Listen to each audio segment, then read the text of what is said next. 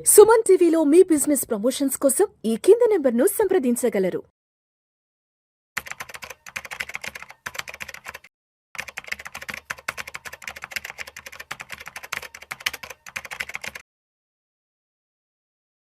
నమస్తే అండి. Welcome to Suman TV. నేను వెల్లి జగడదార్. చాలామంది మ్యూచువల్ ఫండ్స్‌ని సెలెక్ట్ చేయడం ఒక రాంగ్ డిసిషన్ తీసుకుంటారండి. చాలామంది రిటర్న్స్ చూస్తారు. కేవలం రిటర్న్స్ ఎలా ఉన్నాయి, లాస్ట్ 5 ఇయర్స్‌లో ఒక ఫండ్ ఎలాంటి పర్ఫార్మెన్స్ చేసిందో చూసుకుంటాము ఇన్వెస్ట్ చేసే ముందు.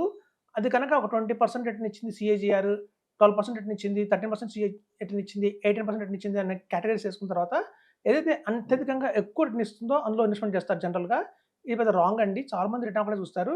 అలా కాదు, రిస్క్ కూడా చూసుకోవాలి. చాలామందికి తెలీదు ఈ విషయం. 100లో 99% పీపుల్‌కి తెలీదు ఈ విషయం. ఎప్పుడు రిస్క్ గ్రేట్ అని ఒకటుంటుంది ప్రతి ఒక్క ఫండ్‌కి కూడా. ఫర్ ఎగ్జాంపుల్ చెప్తాను చూడండి. 2 మిడ్ క్యాప్స్ తీసుకోండి. ఒక మిడ్ క్యాప్ 20% రిటర్న్ ఇచ్చింది. ఇంకో మిడ్ క్యాప్ కూడా 21% రిటర్న్ ఇచ్చింది. రిటర్న్‌లో 2 ఒకటే 20, 20 ఇస్తున్నాయి.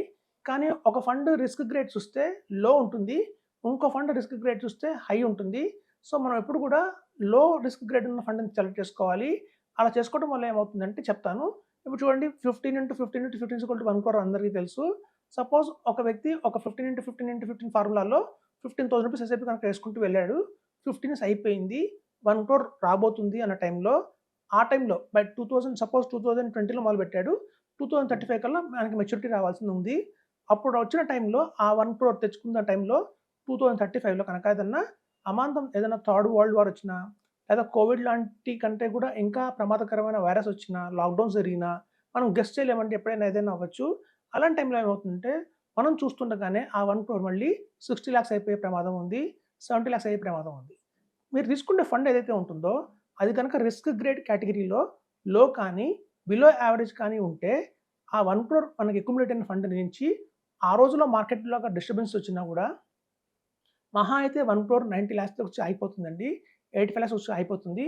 అంతేగాని అమాంతం 60 lakhsకి రాదు. సో, కాబట్టి ఏంటంటే కేవలం రిటర్న్స్ ఒకటే చూసుకోకుండా మనం కంపల్సరీగా రిస్క్ గ్రేడ్ కూడా చూసుకోవాలండి. అది రిస్క్ గ్రేడ్‌ని 5గా కేటగరీ చేస్తారు. లో, below average, average, above average and high అంటారు. సో, ఈ మొత్తం మనకున్న ఈ తీసుకుంటున్న మ్యూచువల్ ఫండ్ ఏ కేటగరీ కిందకొస్తుందో చూడాలి. మాక్సిమం బెటర్ లో కేటగరీ ఉన్న, లో గ్రేడ్ ఉన్న ఫండ్‌ని తీసుకోవాలి. లేదా బిలో యావరేజ్ పోతే ఉత్తమం అండి. ఇక మాక్సిమం యావరేజ్ దాకా వెళ్ళొచ్చు. కానీ అబోవ్ యావరేజ్ రిస్క్ ఉన్న ఫండ్‌ని తీసుకోకూడదు. అలాగే హై గ్రేడ్ ఉన్న, రిస్క్ ఉన్న గ్రేడ్ ఉన్న ఫండ్‌ని తీసుకోకూడదు. అలా తీసుకుంటే దాని ప్రమాదం మనకి ఇప్పుడు తెలియదండి. కంటిన్యూయస్‌గా ఎప్పుడైతే 15 ఇయర్స్ కానీ, 20 ఇయర్స్ కానీ వేసుకుంటూ వెళ్తామో, ఏ రోజైతే మనకు మెచ్యూరిటీ వచ్చి మన పిల్లల చదువుకు కానీ, లేకపోతే మన పిల్లల మ్యారేజ్ చేసే విషయంలో ఆ టైంలో కనుక మార్కెట్ భయంకరంగా పడిపోతే కనుక, భారీ ఎత్తున పడిపోతే కనుక మనం చేసిన వృధా అవుతుంది. మన రిటర్న్స్ అన్నీ కూడా ఒకసారి కొలాప్స్ అవ్వడం జరుగుతుంది. సో, కాబట్టి రిస్క్ గ్రేడ్‌ని బాగా పరిగణలోకి తీసుకోండి. కేవలం రిటర్న్ ఒకటే కాదు. మన దగ్గర చాలా చాలా మ్యూచువల్ ఫండ్స్ ఉన్నాయి. ఇండియాలో బెస్ట్ మ్యూచువల్ ఫండ్స్ ఉన్నాయి. అవి రిటర్న్స్ కూడా బాగా ఇస్తాయి. రిటర్న్స్ బాగా ఇస్తే at the same time risk grade కూడా లో ఆర్ బిలో యావరేజ్‌లో ఉంటాయి. సో, అట్లాంటి ఫండ్స్‌ని తీసుకోవాలండి. మనకందరికి తెలుసు మ్యూచువల్ ఫండ్స్ అనేది ఒక బెస్ట్ ఇన్వెస్ట్‌మెంట్ ఆప్షన్ ఉందని మార్కెట్‌లో. దగ్గర దగ్గర ఉన్న 1000 ఫండ్స్‌లో కూడా, 1000 ఫండ్స్‌లో కూడా కేవలం నామమాత్రంగా 10, 15 ఫండ్స్ ఉంటాయండి. ఆ మాత్రం కోటీశ్వరులు చేసే ఫండ్స్ 15 మాత్రమే ఉన్నాయి. అది వదిలేసి మిగతా వాళ్ళందరూ మిగతా అన్నిట్లోకి ఇన్వెస్ట్‌మెంట్ చేస్తారు తప్ప, నిజమైన కరెక్ట్‌గా మనం కోటీశ్వరులు చేసే ఫండ్స్ ఏవి ఉన్నాయో వాటిలో చాలా మంది ఇన్వెస్ట్‌మెంట్ చేయట్లేదు. మేము గత 20 ఏళ్ల నుంచి గమనిస్తున్నాము. మా దగ్గర తీసుకొస్తారు పోర్ట్‌ఫోలియో రివ్యూ చేయండి సార్ అని. చూస్తే వాళ్ళ పోర్ట్‌ఫోలియోలో అన్నీ కూడా 26 ర్యాంక్ ఉన్న ఫండ్స్. ఈవెన్ ప్రతి ఒక్క ఫండ్‌కి ఒక ర్యాంక్ ఉంటుంది. సో, మనం తీసుకున్న ప్రతి ఒక్క ఫండ్‌ని కూడా అది 1 ఇయర్‌లో ఏ ర్యాంక్‌లో ఉంది, సెకండ్ ఇయర్‌లో ఏ ర్యాంక్‌లో ఉంది, సెవెంత్ ఇయర్‌లో ఏ ర్యాంక్‌లో ఉందో చూసుకోవాలి. సో, అలా ప్రతి ఒక్క కేటగిరీలో కూడా దాని ర్యాంక్ కనుక బిలో 10 ఉంటే అది ఉత్తమమైన ఫండ్ అని చెప్పొచ్చు. కొన్ని ఫండ్స్ ఎలా ఉంటాయంటే ఒక ఫస్ట్ 1 ఇయర్ ర్యాంక్‌లో చూస్తే 27థ్ ర్యాంక్ ఉంటుంది. మళ్ళీ థర్డ్ ఇయర్, ఫిఫ్త్ ఇయర్‌లో చూస్తే సెవెంత్ అండ్ ఎయిత్ ఉంటుంది. కానీ దాన్ని తీసుకోకూడదు. ఎప్పుడైనా గ్యాప్ చూస్తే ఏ టెన్యూర్ కన్నా మీరు గ్యాప్ తీసుకుంటే 6, 7% ఆ తేడా ఉండొచ్చు, పర్లేదండి. అంటే ఫస్ట్ ఇయర్‌లో సెవెంత్ ర్యాంక్‌లో ఉంది.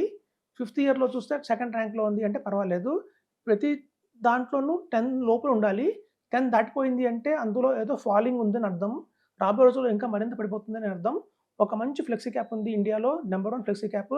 దాన్ని చూస్తే మీరు లాస్ట్ 10 ఇయర్స్‌లో నంబర్ 1లో ఉంటుంది. లాస్ట్ 5 ఇయర్స్‌లో నంబర్ 1లో ఉంటుంది. కానీ రీసెంట్‌గా 1 ఇయర్ చూస్తే అది 16థ్ పొజిషన్‌లో ఉంది. అంటే దానికి ఆల్రెడీ డౌన్‌గ్రేడ్ అవుతున్నట్టుగా మనకు సూచనలు వస్తున్నాయి. సో, అట్లాంటి ఫ్లెక్సీ క్యాప్ నుంచి మనం ఇమ్మీడియేట్‌గా బయటికెళ్ళిపోవాలండి. అదే కనుక కంటిన్యూ చేస్తే కనుక మీకు రాబోయే రోజుల్లో ఆ 16థ్ ర్యాంక్ కాస్త 27థ్ ర్యాంక్ కూడా వెళ్ళిపోతుంది. మీ రిటర్న్స్ పడిపోతాయి. ఎప్పటికప్పుడు ప్రతి 3 ఇయర్స్‌కి కూడా పోర్ట్‌ఫోలియోని చర్నింగ్ చేసుకొని చెప్తూ ఉంటాము. ఎందుకంటే గనక మనం తీసుకునే ఫండ్‌ని రమాంతం రాబోయే 20 ఇయర్స్ దాకా కంటిన్యూ చేయడం అనేది తప్పు. మేము చూసాం గతంలో ఎవరైతే 2006లో, 2005లో కనుక ఇన్వెస్ట్‌మెంట్ చేశారో మంచి ఫండ్‌ని తీసుకున్నారో, ఆ రోజు ఇండియాలో ఉన్న టాప్ ఫండ్‌ని తీసుకున్నారో, ఇవాళ 2025 వచ్చేసరికల్లా 20 ఇయర్స్ తర్వాత ఆ ఫండ్‌కి ర్యాంక్ చూస్తే 45థ్ ప్లేస్‌కెళ్ళిపోయిందండి. సో, రిటర్న్స్ కూడా చూస్తే 8% కంటే ఇవ్వలేకపోతుంది. సో, ఎక్కడ 26%, 27% ఇచ్చిన ఫండ్ ఇవాళ చూస్తే అది 8% వెళ్ళిపోయింది. సో, మనం ఎస్ఐపి మొదలుపెట్టేటప్పుడు టాప్ ఫండ్ అయ్యి ఉండి, ఎప్పుడైతే మనం ఎస్ఐపి ఇయర్ అంతా కంప్లీట్ చేసి ఒక 20 ఇయర్ టెన్యూర్ కంప్లీట్ చేసిన తర్వాత ఎప్పుడైతే విత్‌డ్రా చేసుకుంటున్నామో, ఆ టైంలో కనుక ఆ ఫండ్ చాలా దారుణంగా పడిపోతే 8% కనుక ఇచ్చిందనుకోండి, టాప్‌లో మొదలుపెడుతున్నాము, ఎగ్జిట్ ఏమో డౌన్‌లో అవుతున్నాము. దానివల్ల ఎటువంటి లాభం లేదు. ఆ మాత్రం మన పేషెన్స్ అంతా పోతుంది. మన టైం అంతా వేస్ట్ చేసుకున్నోళ్ళం అవుతాం. కాబట్టి ఎప్పటికప్పుడు మనం కరెక్ట్ పొజిషన్స్‌లో ఉన్నామా? కరెక్ట్ ఫండ్స్‌లో కంటిన్యూ అవుతున్నామా లేదా? ఒకవేళ కరెక్ట్ ఫండ్స్ లేకపోతే అలాంటి ఫండ్స్ మార్చుకోవాలి అని చూసుకుంటూ ఉండండి. సో, అది చెప్పదగిన విషయం. సో, చూడండి చాలామంది భయపడతారు. టాక్స్ కట్టాల్సి వస్తుంది కదా అనుకుంటారు. సపోజ్ మీరు ఒక మ్యూచువల్ ఫండ్‌లో పెట్టారు. అక్యుములేట్ చేసుకుంటూ వచ్చారు. మీరు పెట్టింది 6,00,000 దాని వాల్యూ 10,00,000 అయిందనుకుందాము. సో, ఇప్పుడు గనక మీరు ఎగ్జిట్ అయితే ఈ 6,00,000 మీరు పెట్టిన ఇన్వెస్ట్‌మెంట్ మీద పడదండి. కేవలం ప్రాఫిట్ ఏదైతే ఉందో 4,00,000 అందులో కూడా 1,25,000 మినహాయింపు ఉంటుంది. ఆ బ్యాలెన్స్ అమౌంట్ మీద మనం టాక్స్ కడతాము. అలా కట్టినందువల్ల ఇక్కడి నుంచి మీ ప్రిన్సిపల్ ఇప్పుడు 10,00,000 కాదు 15,00,000 కింద అయిపోతుంది. సో, ఎప్పుడైతే మనం కడుతూ వెళ్తుంటామో, ఎప్పుడైతే ఎప్పటికప్పుడు టాక్స్ కడుతూ ఉంటామో, మన ప్రిన్సిపల్ కూడా మారిపోతూ ఉంటుంది. తద్వారా మీకు రాబోయే రోజుల్లో అంతగా టాక్స్ పడదు. మనం కనుక కంటిన్యూగా ఒకటే ఫండ్‌లో ఉంటే మొత్తం టాక్స్ కట్టాల్సే వస్తుందండి ఎప్పటికైనా. సో, అది తెలుసుకోండి. మనం గనక ఎన్ని సార్లు చర్న్ చేస్తే మీ పోర్ట్‌ఫోలియోని మీరు ఎన్ని సార్లు కనుక మార్చగలిగితే మీకు అన్ని సార్లు 1,25,000 మినహాయింపు ఉంటుంది. అలా మీరు ఒకేసారి కనుక ఇప్పుడు మార్చాను నేను టాక్స్ పడుతుందనుకోని ఒక 15 ఇయర్స్ కంటిన్యూ చేస్తే మీకు 1,25,000 టాక్స్ వస్తుంది ఎగ్జంప్షన్. అదండి. ఇంకా ఇప్పుడు చూస్తే రాబోయే రోజుల్లో ఇంకా టాక్సెస్ పెరిగే అవకాశం ఉంది.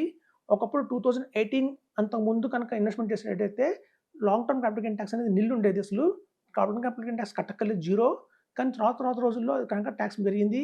రాబోయే 2030, 35 కూడా ఇప్పుడుంటున్న long term capital gain tax 12.5 కాకుండా అది కాకుండా 20%, 30% అయితే కనుక మనం పెట్టిన ఇన్వెస్ట్‌మెంట్ అంతా కూడా వృధా అవుతుంది. రిటర్న్స్ ఏదో తెచ్చుకోలేకపోతున్నాము. సో, ప్రతి ఒక్కళ్ళు కూడా మేము చెప్తుంటాం ఎస్ఐపి పెంచండి అని. సో, ఇప్పుడున్న ఆర్థిక పరిస్థితుల వల్ల ఎవరు ఎస్ఐపి పెంచుకోలేకపోతున్నారు. ఎప్పుడైతే మనం ఎస్ఐపి అమౌంట్ పెంచుకోలేకపోతున్నామో అట్‌లీస్ట్ మనం ఇన్వెస్ట్ చేసే ఫండ్స్ అన్నా కూడా బెస్ట్ ఫండ్స్ అయి ఉండాలి. రిటర్న్ ఎక్కువ తెచ్చుకోవాలి. అప్పుడు మనం తక్కువ ఎస్ఐపి వేసినా కూడా రిటర్న్స్ బాగా వస్తాయి. అందరూ 15 1 crore అని చెప్తారు. మనం అంటే 15 ఇయర్స్ 15,000 ఎస్ఐపి వేస్తేనే 1 crore వస్తుంది.